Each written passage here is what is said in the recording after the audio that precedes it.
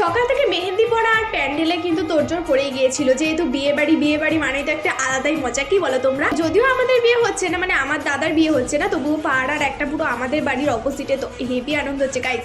তো যাই হোক, দেখো এখানে কিন্তু আজকেই দাদার লাস্ট আইবুড়ো ভাত, তো সব কিন্তু সাজিয়ে গুজিয়ে দাদাকে খেতে দিয়েছে।